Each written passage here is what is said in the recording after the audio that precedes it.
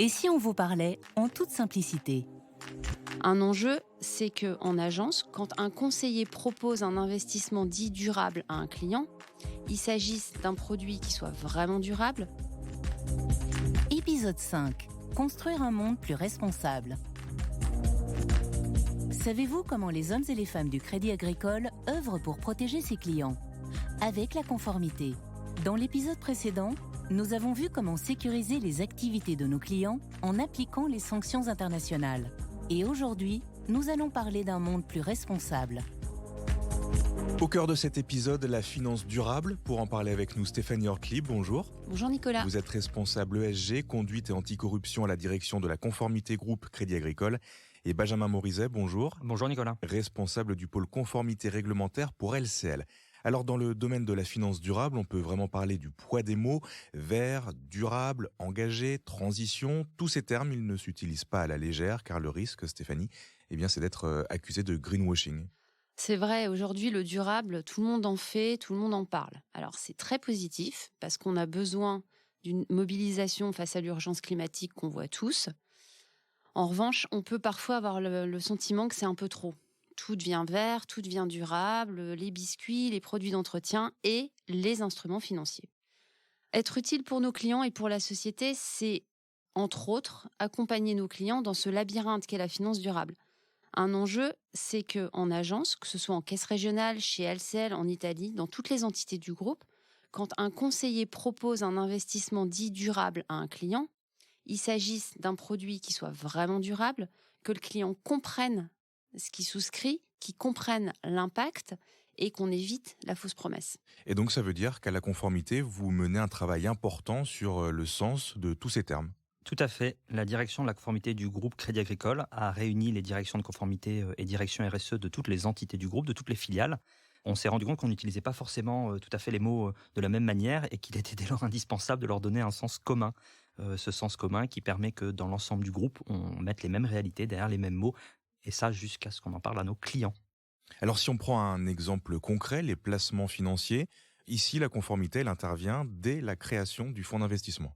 Oui, en fait, le groupe intervient dans tous les domaines de la finance, c'est-à-dire qu'il accompagne à la fois les investisseurs et les émetteurs cotés, puis les sociétés de gestion qui créent des produits financiers dans lesquels investissent nos clients, et enfin les agences des différents réseaux qui distribuent ces produits financiers.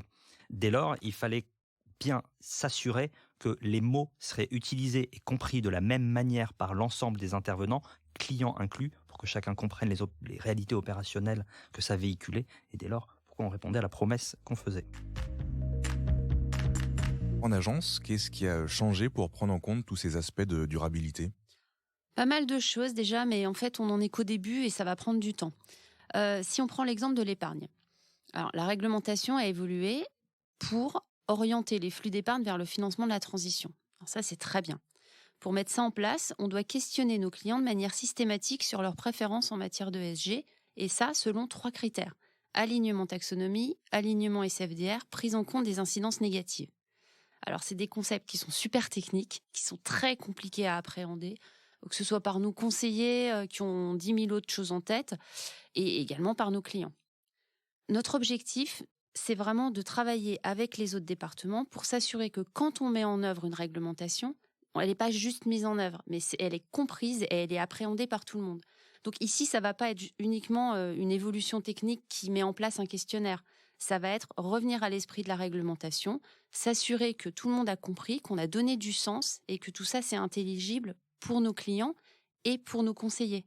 Donc c'est de la formation, c'est de l'acculturation, c'est vraiment constant. En bout de chaîne, en agence, un client qui se présente et qui dit « moi je veux placer mon argent dans un investissement zéro carbone », comment le conseiller l'accompagne ? Le conseiller ne va pas se retourner pour attraper un produit dans des rayons. Il va falloir qu'il véhicule tout ce que Stéphanie a pu évoquer précédemment. Et pour ça, il va falloir qu'il questionne le client. Donc, il va poser les questions qu'il posait déjà avant l'arrivée de toutes ces réglementations, qui visent à bien s'assurer que le client comprend ce qu'il souhaite faire, à bien comprendre les risques qu'il souhaite prendre. Et puis, on va rajouter ces nouveaux questionnements autour de ces 3 concepts assez complexes, il faut bien le dire, pour lesquels il faudra être très didactique vis-à-vis du client. Et à partir de là, et à l'appui d'un outil guidant, le conseiller va pouvoir trouver s'il existe un produit qui convienne à ce que le client souhaite. Ce sera généralement le cas, des produits net zéro carbone, on en a d'ailleurs, mais il pourra arriver que ce ne soit pas le cas. Et dans ce cas-là, la force du groupe, c'est de pouvoir s'appuyer sur différents métiers pour pouvoir faire évoluer notre offre en fonction de l'évolution de l'économie, accompagner cette transition. Est-ce qu'aujourd'hui, sur toutes ces questions, le groupe va plus loin que la loi ? En fait, c'est un peu ce que dit Stéphanie, c'est-à-dire que il faut respecter la loi, et qui est assez prescriptive et complexe. Nous, groupe Crédit Agricole, on a un plan stratégique dont l'objectif est d'aller au-delà de cette loi. Ça prend plusieurs formes. La création de filiales spécialisées, l'adaptation des organisations, on va dire ça comme ça, et également la création de produits ou services, c'est ce qu'évoquait Stéphanie à l'instant, mais ça peut aussi être rejoindre l'alliance Net Zéro Carbone, par exemple. Ça, c'est un choix que le groupe a fait, il n'était pas obligé de le faire, et dont l'objectif est d'accompagner le verdissement de la société. Et cet objectif, il s'accompagne, en l'occurrence, d'objectifs clairs, avec des délais fixes et avec des suivis réguliers qui permettront de bien vérifier que ça n'était pas qu'une promesse. Stéphanie, vous le disiez au début de cet épisode, aujourd'hui tout le monde fait ou prétend faire de la finance durable. Est-ce que le rôle de la conformité, c'est de faire le ménage et de créer un cadre de confiance ? Alors, faire le ménage, je ne suis pas sûre, mais notre rôle, c'est vraiment de créer ce cadre sécurisé. Beaucoup nous voient uniquement comme un corps de contrôle, mais il faut bien réaliser qu'impliquer la conformité, en lien avec les autres fonctions régaliennes, fonctions support, fonctions business, ça va permettre de nous assurer que ce qu'on construit, c'est vraiment nativement conforme. Sur la finance durable, on a un cadre réglementaire qui est encore mouvant. Il évolue, c'est pas fini, les réglementations se mettent en œuvre progressivement, sont encore en train d'être précisées, donc on construit au fur et à mesure. On ne va pas attendre que tout ça soit terminé pour démarrer les travaux.